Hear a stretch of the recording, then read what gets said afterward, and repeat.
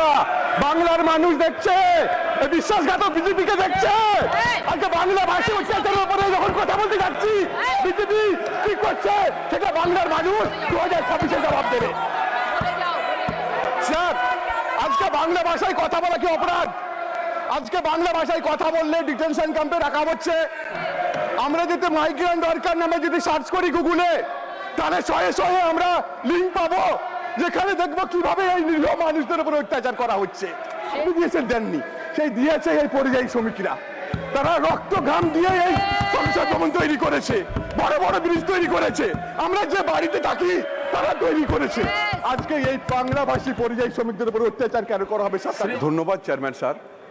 অবশেষে আমাকে এই পবিত্র সদনে বাংলার পরিযায়ী শ্রমিকদের অত্যাচারের কথা বলার সুযোগ করে দেওয়ার জন্য আপনাকে ধন্যবাদ জানাচ্ছি। আমি অবাক হয়ে যাই বারবার এই পবিত্র সদনে পশ্চিমবঙ্গ থেকে আসা বিভিন্ন রাজ্যের পরিযায়ী শ্রমিকদের যে অত্যাচারের কথা এই পবিত্র সদনে এর আগে অনেকবার বলেছি। পশ্চিমবঙ্গের সরকার থেকে বারবার কেন্দ্রীয় সরকারকে জানানো হয়েছে বাংলাভাষী পরিযায়ী শ্রমিকদের অত্যাচারের কথা, কিন্তু অত্যাচার তো কমেইনি, বরং দিন দিন এই অত্যাচারের মাত্রা বেড়েই যাচ্ছে। স্যার, বাংলা ভাষা বলা কি অপরাধ? তাদের অপরাধটা কোথায়? দিল্লি থেকে আরম্ভ করে উড়িষ্যা পর্যন্ত যে কোনো রাজ্যে আজকে বাংলায় কথা বললে বাংলাদেশি দাগিয়ে কখনো ডিটেনশন ক্যাম্পে রাখা হচ্ছে, কখনো ডিটেনশন ক্যাম্পে রাখা হচ্ছে। শ্রমিকরা, বাংলার মানুষ দেখছে, বিশ্বাসঘাতক বিজেপিকে দেখছে। আজকে বাংলা ভাষী অত্যাচারের উপরে যখন কথা বলতে যাচ্ছি, বিজেপি কি করছে সেটা বাংলার মানুষ 2026-এ জবাব দেবে। স্যার, আজকে বাংলা ভাষায় কথা বলা কি অপরাধ? আজকে বাংলা ভাষায় কথা বললে ডিটেনশন ক্যাম্পে রাখা হচ্ছে, না হলে আজকে ডিটেনশন ক্যাম্পে রাখা হচ্ছে, না হলে অনেককে বাংলাদেশে পাচার করে দেওয়া হচ্ছে এবং অনেকে এখনো বাংলাদেশে পড়ে আছে। আমি সোনালী খাতুন বলে একটা মহিলার কথা বলি, যে প্রেগনেন্ট লেডি, যার 1952 সালে জমি দলিল ছিল, তাকে দিল্লি পুলিশ মেরে বাংলাদেশে পাঠিয়ে দেওয়া হয়েছে। এখনো অনেকে বাংলাদেশে পড়ে আছে। আমি পার্লামেন্টে একটা স্ট্যান্ডিং কমিটি করার অনুরোধ করছি এবং এর ইনভেস্টিগেশন করা হোক।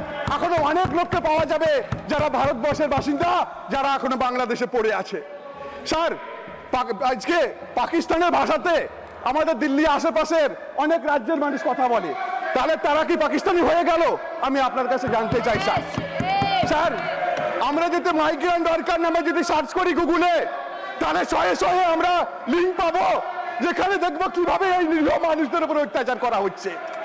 এই বাজেটে পরিযায়ী শ্রমিকদের নিয়ে একটাও কথা বলা হলো না, অথচ আমাদের মাননীয় মুখ্যমন্ত্রী Mamata Bandyopadhyay migrant worker welfare board তৈরি করেছে।